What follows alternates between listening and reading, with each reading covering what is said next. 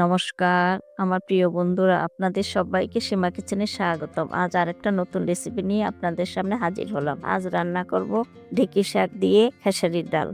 এই জন্য আমি এখানে আধা কাপ খেসারির ডাল 2 ঘন্টা আগে ভিজিয়ে রেখেছিলাম। এখন ধুয়ে ভালো করে পরিষ্কার করে এখানে আমি 3 কাপ পানি দিয়ে বসিয়ে দিলাম ডালগুলো সিদ্ধ হওয়ার জন্য। ডাল সিদ্ধ হয়ে আসছে, এখন ফেনাগুলো উঠিয়ে দিচ্ছি। এর আগে বারবার আমি ফেনাগুলো উঠিয়ে ফেলে দিয়েছি। ভিডিওটা বারবার দেখাইনি কারণ বড় হয়ে যাবে বলে, তাই মুখে বলে দিচ্ছি।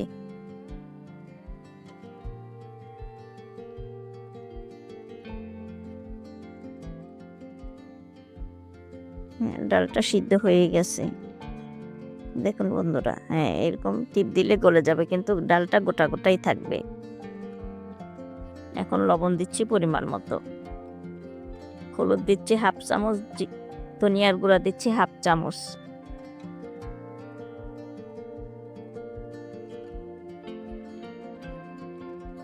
আদা বাটা দিলাম 1 চা চামচ,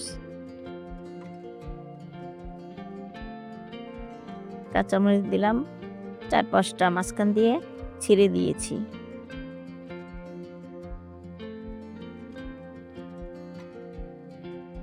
আগে থেকে ঢেঁকি শাক 2 মুঠা বাজার থেকে কিনে এনেছিলাম, ওগুলো ধুয়ে কেটে রেখেছি। এখন ওগুলো দিয়ে দিচ্ছি।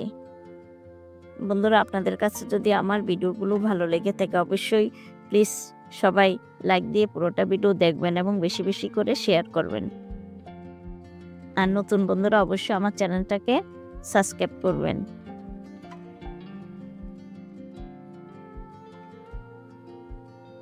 এখন ঢেকে রাখবো 5 মিনিটের জন্য। 5 মিনিট পর ফিরে এলাম।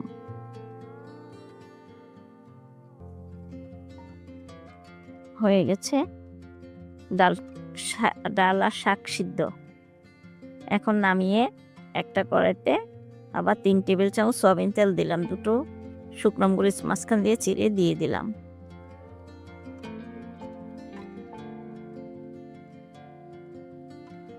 একটা তেজপাতা মাঝখান দিয়ে ছিঁড়ে দিয়ে দিলাম, পাঁচফোড়ন দিলাম হাফ চা চামচ, রসুন দিলাম 2 টেবিল চামচ।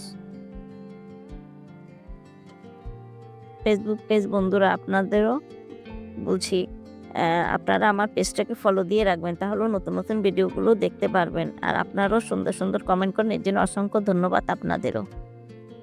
এখন বাগার দিয়ে দিব ডালটা, দিয়ে দিলাম ডালগুলো ঢেলে। আর আমার ইউটিউব বন্ধু, ফেসবুক বন্ধু, এখন চালের গুঁড়া দিলাম 1 টেবিল চামচ। বন্ধুরা, আপনারা যারা সুন্দর সুন্দর কমেন্ট করে আমাকে উৎসাহ দিয়ে থাকেন তাদেরকে অসংখ্য অসংখ্য ধন্যবাদ ও ভালোবাসা জানাই। সবাই ভালো থাকবেন, সুস্থ থাকবেন, এই কামনাই করি সব সময়। ডালটা হয়ে গেছে।